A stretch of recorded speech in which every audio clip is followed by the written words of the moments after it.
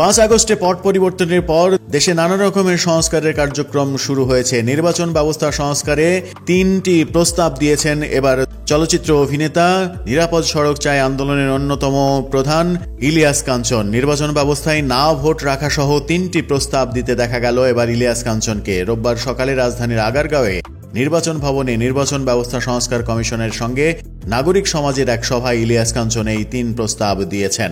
সভায় নিজের প্রস্তাব তুলে ধরে চলে যাওয়ার সময় তিনি সাংবাদিকদের এই তথ্য জানিয়েছেন। ইলিয়াস কাঞ্চন বলেছেন, প্রার্থীদের মধ্যে কাউকে পছন্দ না হলে যেন না ভোট দেওয়া যায় সেই ব্যবস্থা রাখার প্রস্তাব দিয়েছেন তিনি।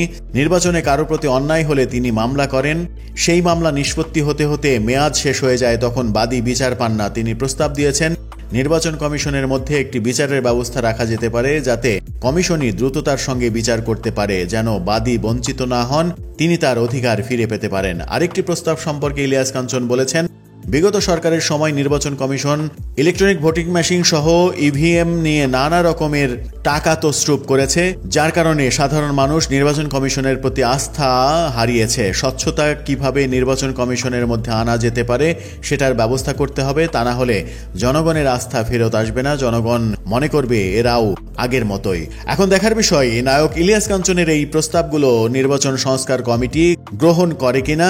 না ভোট গ্রহণ করার সম্ভাবনা রয়েছে এমন কথা শোনা যাচ্ছে চারিদিকেই।